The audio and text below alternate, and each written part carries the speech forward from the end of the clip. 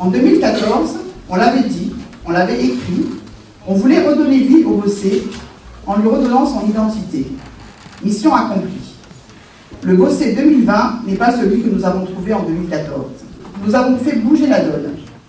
Sur le logement, nous construisons en périphérie tout en faisant rénover notre centre ancien, car nous refusons que le cœur de village se vide.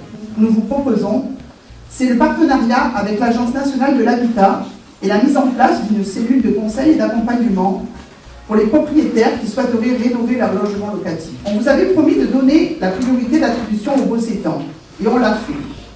Au prix de beaucoup de discussions parfois âpres, en 6 ans, 173 logements ont été livrés et 124 ont été remis à des Bossétans, ce qui représente une attribution de près de 72% à des Bossétans. Nous avons rempli notre contrat. La Maison des Arts Gabriel de Cambrai, idéalement située au cœur du village, sera donc un lieu de vie, un endroit de partage, afin de dynamiser les commerces, favoriser l'économie locale et l'attrait pour la commune. Le bureau d'information jeunesse ainsi que le bureau pour l'emploi trouveront leur marque. Un service sera consacré aux personnes peu habiles avec l'ordinateur et le net pour les accompagner dans leur apprentissage et leur formalité administrative de plus en plus dématérialisée. Afin de développer les notions de vivre ensemble et de loisirs, 2 consoles de jeux vidéo et 2 écrans seront installés. Ainsi, la médiathèque accueillera une salle informatique équipée de 8 ordinateurs, une imprimante, des casques, des vidéoprojecteurs, des écrans, 20 nouvelles tablettes compléteront son parc actuel de 6 ordinateurs et 6 ordinateurs seront à disposition des lecteurs. C'est dans l'air du temps une imprimante 3D, une salle de spectacle et de retransmission. Cette salle sera donc dotée de matériel son et de lumière, d'un vidéoprojecteur 4K permettant une qualité de diffusion optimale en mode cinéma. Cet équipement permettra des projections de films, de documentaires, des débats, des rencontres, mais également de spectacles, de vernissage, dans une salle pouvant accueillir 200 personnes. On a réalisé un vaste programme de voirie avec réflexion des revêtements et création de fluviales à l'intérieur de la commune et dans les extérieurs. Mise aux normes des armoires électriques, horloges astronomiques pour l'éclairage public, lampadaires, là où il n'y en avait pas, prise électrique se prenait à Charles de Gaulle. Côté éclairage, toujours, on optait pour des systèmes moins énergivores ou des LED chaque fois que cela était possible. 290 points lumineux, lampadaires, ont été transformés pour recevoir des ampoules à LED en remplacement des anciens systèmes ampoules à vapeur de mercure.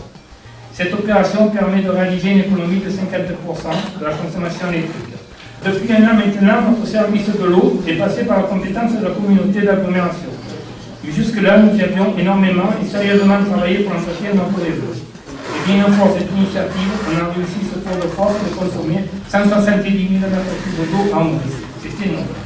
La gestion des espaces végétalisés a contribué puisqu'on a supprimé les pelouses au profit de l'aménagement des différents lieux. Moins gourmands en eau, avec plus d'espaces végétalisés, rond-point Pompidou et de l'Arc de Tassigny, Square des Demoiselles, rond-point Miro, Jardinière, Suspension, Vasque Centre Village, on consomme moins qu'un autre arrivé. Toutes ces bonnes pratiques ont séduit le jury du concours des villes et villages historiques.